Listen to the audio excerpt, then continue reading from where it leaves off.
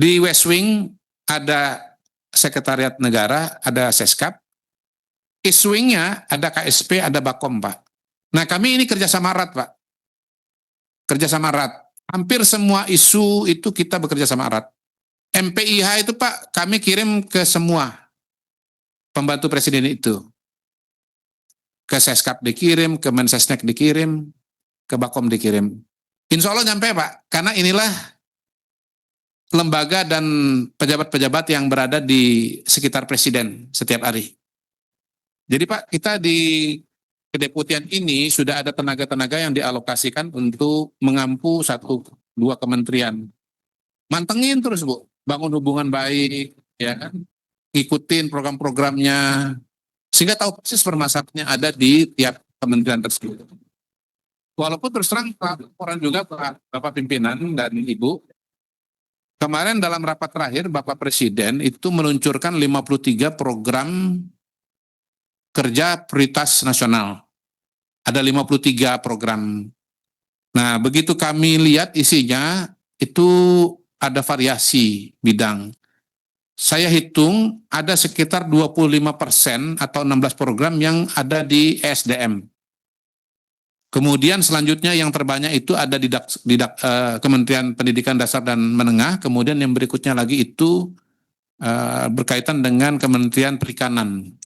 Nah, mungkin nanti kami terus terang di KSP, karena kami ini melayani Presiden, Wakil Presiden, kami juga nanti perlu reorientasi, ya. Mungkin bagaimana caranya SDM yang ada ini, walaupun ada KL yang ditangani, tetapi juga harus membantu juga program-program yang sudah diprioritaskan oleh Presiden.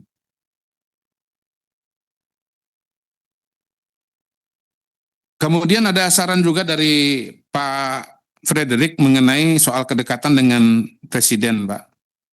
Nah, Alhamdulillah Pak, Presiden ini dibantu oleh beberapa lembaga.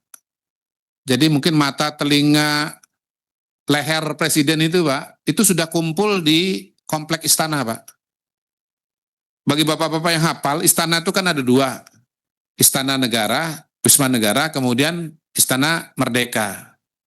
Istana Negara itu yang Presiden biasa pelantikan, acara, kemudian Istana Merdeka yang Presiden biasa terima tamu, ya, terima Bu Mega, itu ya, terima Bu Mega yang terakhir itu.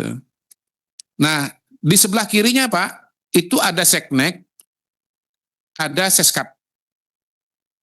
Di sebelah kanannya Pak, ada KSP, ada Sekretariat Presiden, ada Bakom Pak. Jadi kira-kira 4 itu Pak. 4 itu yang melayani Presiden. Ya. Kalau berkaitan dengan KL.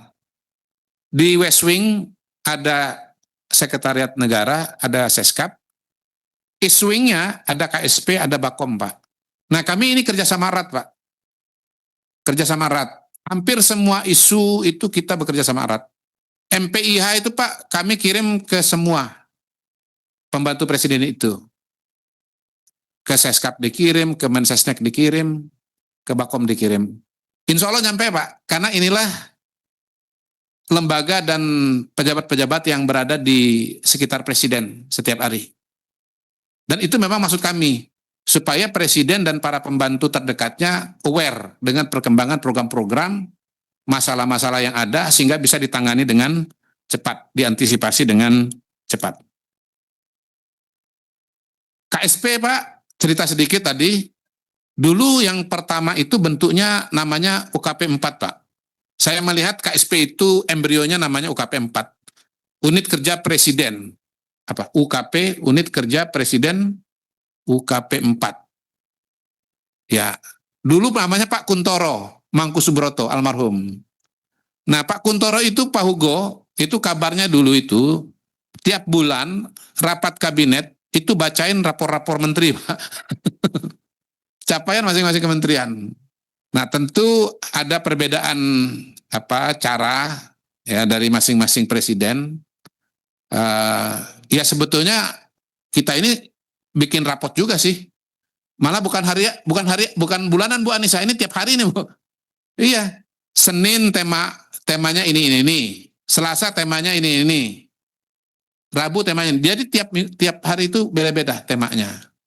Jadi kami menyampaikan ya lewat MPIH.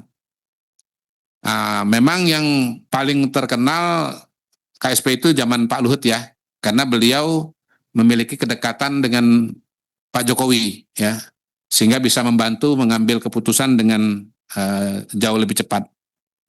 Kita sekarang ini mencoba untuk berproses lah Bapak Ibu sekalian, bagaimana bisa membantu dari dua segi itu dengan lebih optimal.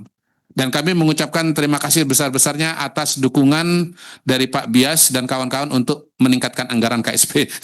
Tepuk tangan dulu kita dari kita. Kebutuhan anggaran kami paling besar itu Pak sebetulnya untuk verifikasi lapangan. Itu pengalaman selama ini ya Bapak Ibu sekalian ya.